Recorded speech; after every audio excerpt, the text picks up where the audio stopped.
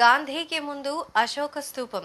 Currency నోట్లలో Gandhiji చిత్రాన్ని ముద్రించడానికి ముందు ఎవరి చిత్రం ఉండేది అనేది ప్రతి ఒక్కరిలో కలిగే సందేహం. అప్పట్లో గాంధీ బొమ్మ స్థానంలో అశోక స్తూపం ఉండేది. 1996లో ఆర్బీఐ భారత కరెన్సీ నోట్ల డిజైన్ మార్చేందుకు నిర్ణయించింది. ఈ సందర్భంగా అశోక స్తూప స్థానంలో మహాత్మా గాంధీ చిత్రాన్ని ముద్రించింది. అశోక స్తంభాన్ని పూర్తిగా నోట్ నుంచి తొలగించకుండా నోట్లో ఓ పక్కన కనిపించేలా డిజైన్ చేశారు. అశోక స్తూపానికి ముందు కింగ్ జార్జ్. అశోక స్తూపానికి ముందుగా భారత కరెన్సీపై కింగ్ జార్జ్ చిత్రం ఉండేది. ఈ నోట్లు 1949 వరకు చలామణిలోనే ఉన్నాయి. వాటి తర్వాత అశోక స్తూపం నోట్లు అందుబాటులోకి వచ్చాయి. వాటర్ మార్క్లో కూడా గాంధీ ఉండేవారు. ముఖ్యంగా రిజర్వ్ బ్యాంక్ ఆఫ్ ఇండియా సూచనల ప్రకారం 1993 జూలై 15 నుంచి గాంధీ చిత్రాన్ని నోటులో వాటర్ మార్క్గా ముద్రించాలని నిర్ణయించారు. జూలై 15, 1995 నుంచి ఈ నోట్లు అందుబాటులోకి వచ్చాయి. ఇప్పుడు మనం కరెన్సీ నోట్లపై చూస్తున్నటువంటి చిత్రం ప్రస్తుతం మనం గాంధీజీని ఏ విధంగా చూస్తున్నామో ఆ కాలం నాటి ఫోటో. జనరల్గానే విదేశీ కరెన్సీతో మన కరెన్సీకి ఎంతో ప్రత్యేకత ఉంటుంది.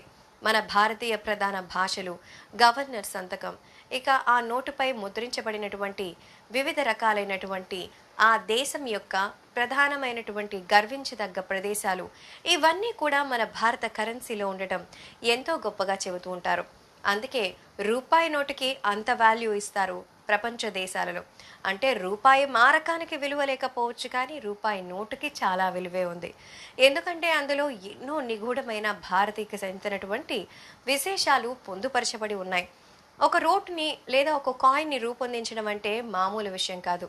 ఈ విధంగా 1949 వరకు కింగ్ జార్జ్ని, ఆ తరువాత అశోక స్తూపాన్ని, ఆ తరువాత మనం ప్రస్తుతం చూస్తున్నటువంటి గాంధీ బొమ్మను చూస్తూ ఉన్నాం. ఈ విధంగా 1993 నుంచి గాంధీజీ చిత్రాన్ని మనకు వాటర్ మార్క్గా ప్రతి నోటుపై ఉంటుంది. ప్రతి నోటుపై నవ్వులు విరచూసేటువంటి ఆ బోసి నవ్వుల బాపూజీ దర్శనమిస్తూ ఉండడం వెనక ఇంత కథ దాగుందనమాట. మరి మీ నోటుపై గాంధీజీ ఉన్నారా? ఎందుకుండరు? ఎందుకంటే ఇది 1993కి తర్వాత వచ్చిన మాట. అంతకుముందైతే ఇది వరకు మనం చెప్పుకున్నట్టు కింగ్ జార్జ్ లేకపోతే అశోక స్తూపము ఉంటుంది. మేము చేసే వీడియోస్ మీ మొబైల్కి నోటిఫికేషన్గా రావాలంటే మా ఛానల్ని సబ్స్క్రైబ్ చేసుకొని పక్కనే ఉన్న బెల్ ఐకాన్ని యాక్టివేట్ చేసుకోండి.